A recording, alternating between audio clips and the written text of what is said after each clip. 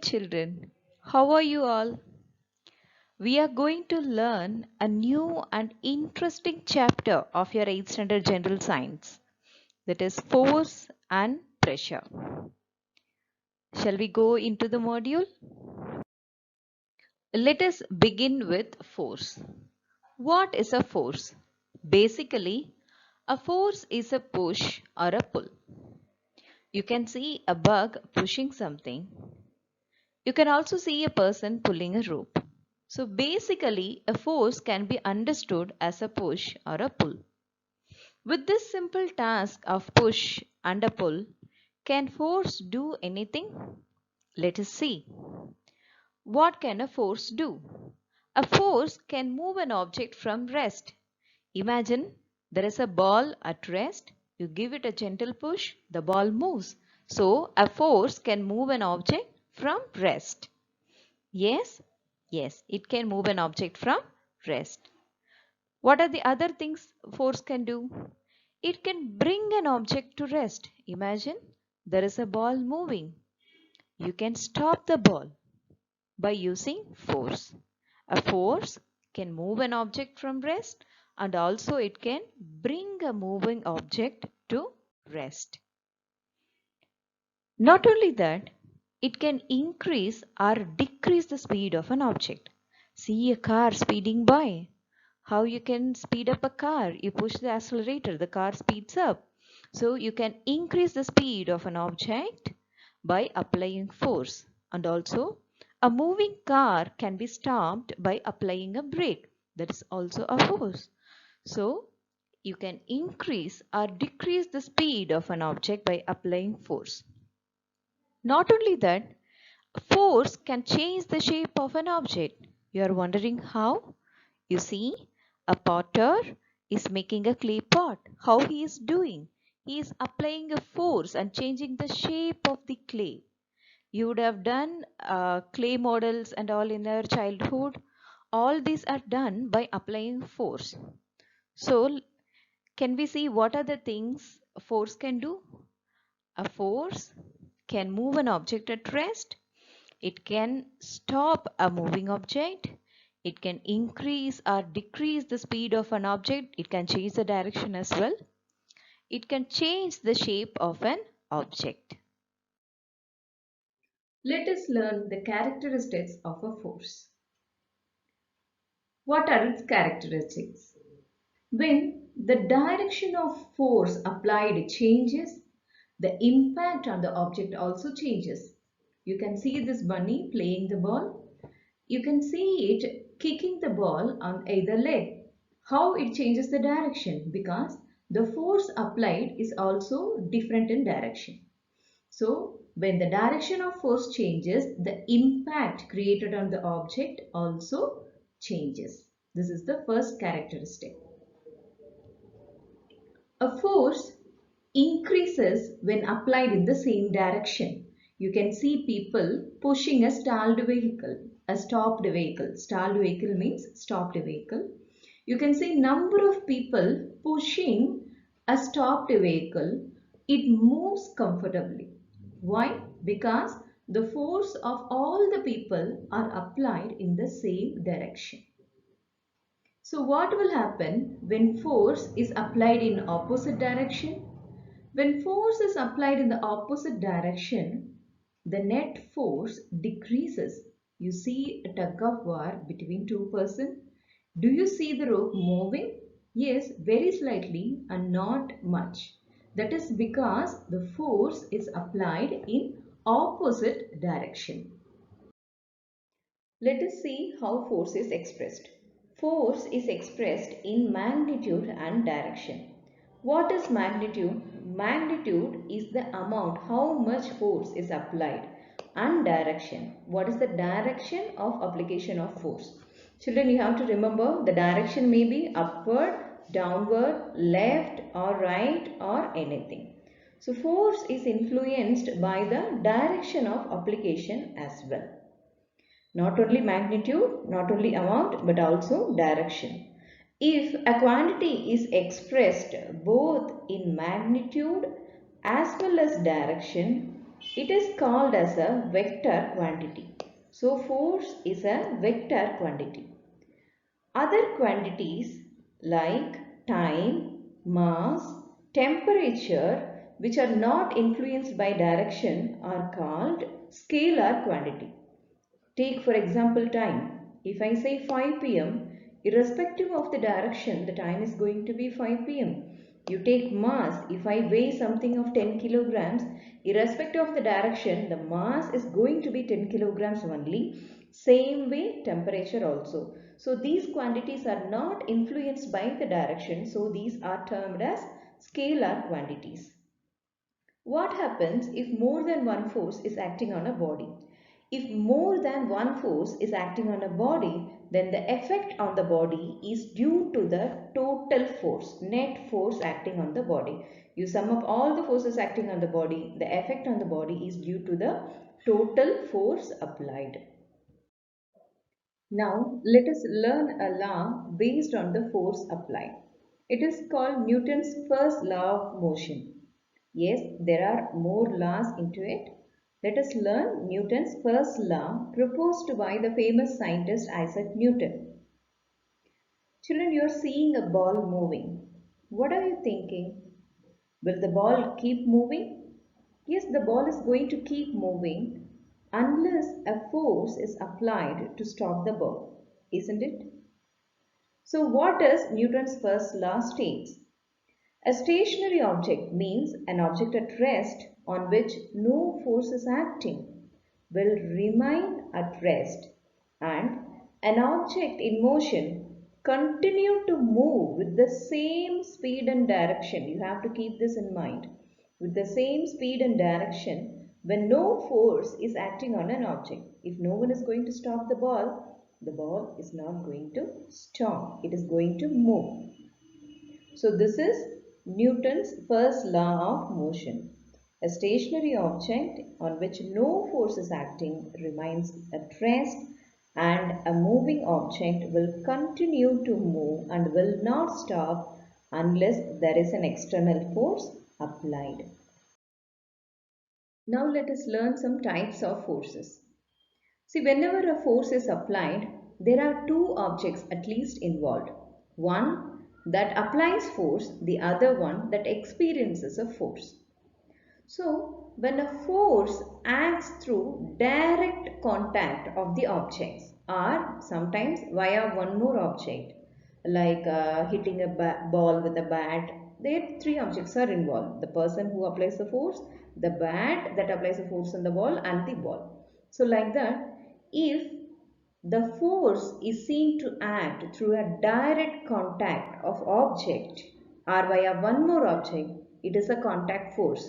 In the picture you can see a boy trying to kick the ball. It is a contact force. And a clown jumping from a height on a table. There is a contact between the clown and the floor. And a boy dragging a cart. The boy is applying force on the cart. There is a direct contact between the two objects. This is called a contact force. Contact force is also called as muscular force. The other type of force is non-contact force. How a force can be applied without contact between two objects? Are you wondering how? Look at the picture. First, a person is experiencing a gravity. Though you cannot see it, you can experience this gravitational force. Second one is liked by all of you, that is magnetism. We have learned a lot about magnetism in your 7th standard, like how the unlike poles attract, like repels. All these are carried out without contact between the objects. And the last one is electrical charges. We have learned about static electric force, where you are asked to rub your or comb your hair and keep the comb near a bits of paper. The papers will be attracted to the comb. That is static electric force. In these cases, there is no direct contact between the objects. These types of forces are called non-contact forces. The other type is a balanced force. Imagine There are two forces acting on a same object but in opposite direction and they are equal in magnitude. So what will happen? The force cannot move the object because first they are opposite in direction and also equal in size, and both the forces will be balanced. Anytime if there is a balanced force acting on an object, the object stays still. It will not move. You can see the first picture where on a truck two forces are applied. So the truck will not move but stay still. And you can see the second picture where two identical cans are sitting on either side of the scale. They are identical. So identical in weight. So the weight scale will not move. These types of forces are called balanced forces. In these cases, an object either stays still or continue to move with the same speed in same direction. The next is unbalanced force. It is the opposite of a balanced force where unequal forces are applied to an object on two sides. So this results in movement of an object. A very good example of unbalanced force is you would have tried balancing a ruler on your index finger. At only one point the ruler will start or will stay straight. Otherwise when you move an inch the ruler will move either up or down. You will try to balance the ruler. When there is misbalance, the ruler will fall. If there is a misbalance, it is an unbalanced force. Otherwise, it is a balanced force. You can see the examples of unbalanced forces where in the first picture, two persons of unequal force. You can see the word newtons. It is the unit of measuring force. A person who is having high force will easily pull a person having less force. And you can see a bird diving towards the earth where the diving force is higher than the force that is pushing it upwards. Also, a rocket that is trying to climb to the sky, the upward force is higher than the downward force.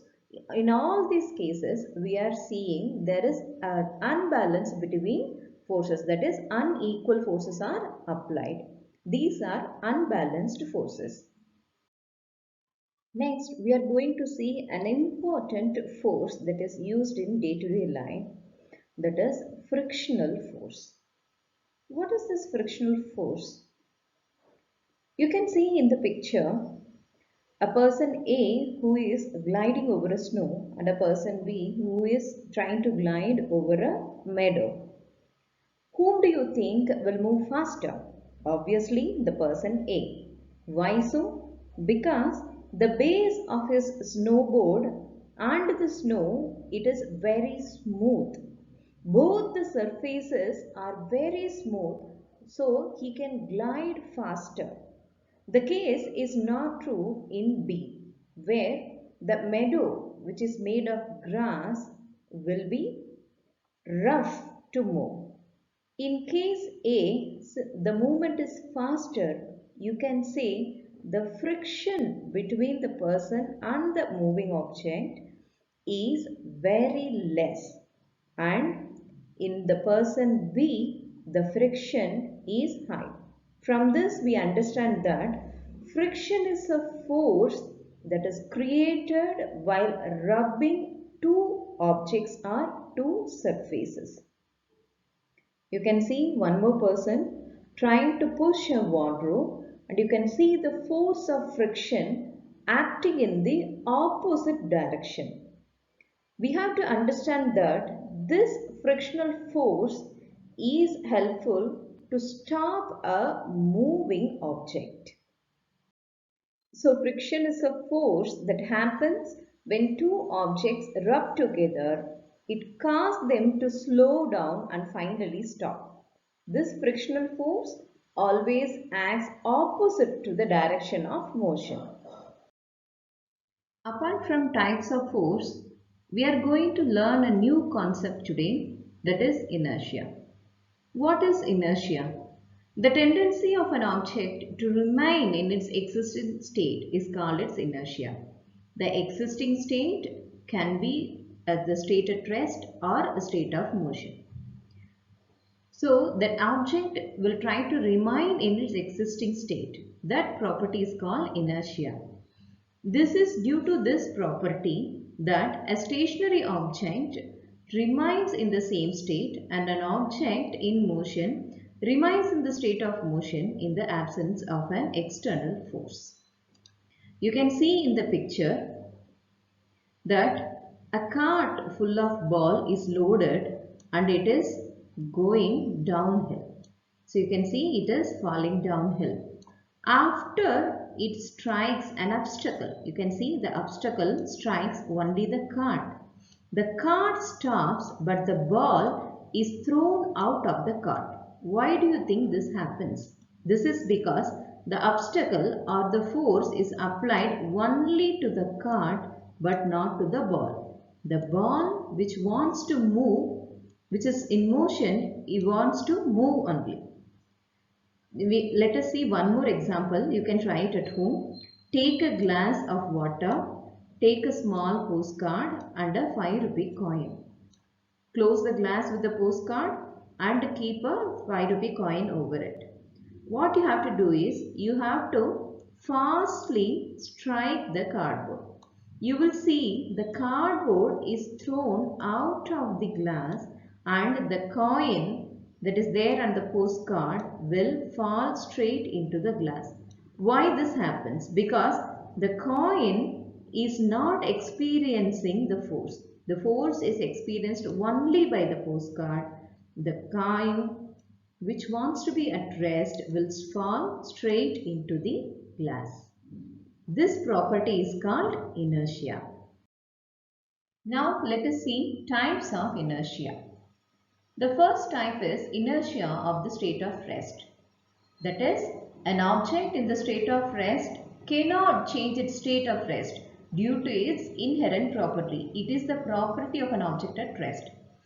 You can see somebody jumping on a trampoline. You can see the jumping place is covered with color powders. When you observe closely, when someone is jumping over the color powders, the trampoline which is experiencing the force moves down.